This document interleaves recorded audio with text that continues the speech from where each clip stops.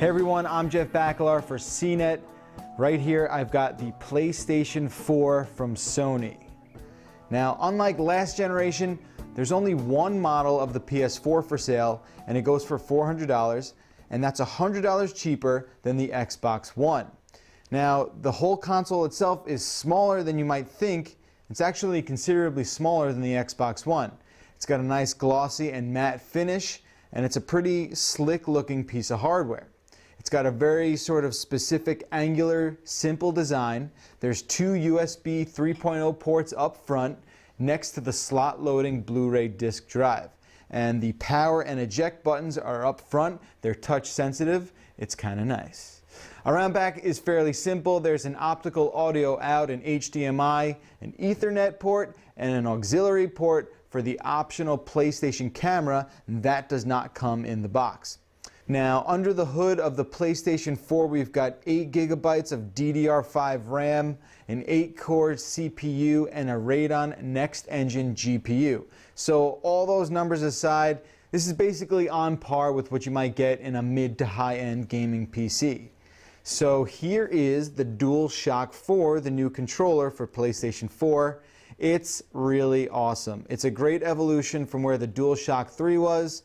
Up front, you see obviously it's dominated by this touchpad, which actually clicks. It's its own button. It's kind of like a trackpad, which you might find on a laptop. Now, start and select have been replaced by share and options. And there's actually a speaker on the front of the controller as well. And it sounds a lot better than what you might remember with a Wii remote. But again, it's one little speaker on a controller. Thankfully, you can turn it off. The analog sticks have a refacing as well. They're no longer those like really slippery dome sort of coverings. Now they're embossed. They have some rubberized coating here. Really a comfortable controller. Around back, you can see the L1, R1, and all those buttons and the triggers have been redesigned, and the triggers are so much better than before. Now they kind of flip out a little bit, much easier to pull. And then of course around back is the LED color light, and if you're using the PlayStation camera, this is how the PlayStation will know which player you are. And then you got the micro USB charging port. So another cool thing about the DualShock 4 is the port on the bottom. It's a headphone jack, not only to be used for headset chat capabilities, but you can actually take the game audio from your PlayStation 4 and map it right through your controller with a regular set of headphones, which is amazing, and that's something I've been personally clamoring for a while. So it's a really sort of under-discussed feature, but really awesome nevertheless. So one of the cool things about PlayStation 4, and you'll also be able to do it on Xbox One as well, is game sharing. So PlayStation 4 allows you to record up to 15 minutes of your actual gameplay, chop it up, and then upload it.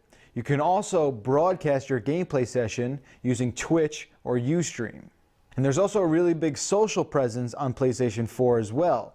When you log in for the first time, when you set up your PSN account, you can actually attach that to your Facebook account and even use your profile photo across both platforms, and a lot of other integration with Facebook. Now, when it comes to Twitter, you can take screenshots from any of your gameplay and then upload those screenshots using the Twitter service. So it's pretty cool. You can't do as much with Twitter as you can Facebook, but it's baked in and it'll probably expand over time. So right now there's only a handful of day one apps that are available in the PlayStation Store. There's Netflix, Hulu, Amazon, and a couple others, but that's going to expand over time as well, and hopefully will catch up with what the PlayStation 3 currently offers. But there's a nice selection out of the gate, so odds are what you want will already be available. Alright, so what about the games, right? Everyone wants to know about the games. Graphically speaking, PS4 games look great, there's no doubt about it. But don't expect the same wow factor that happened last generation. If you remember, we were going from SD to HD. That's not the case this time around. The jump is way bigger back then. This time around, not so much. The games look great, but it's not as jaw-dropping as it was from like PlayStation 2 to PlayStation 3, for instance. So there we have it. This has been the Sony PlayStation 4.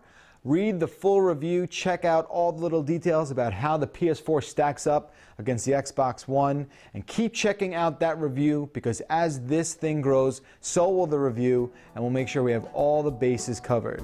For CNET, I'm Jeff Bakalar. Thanks for watching.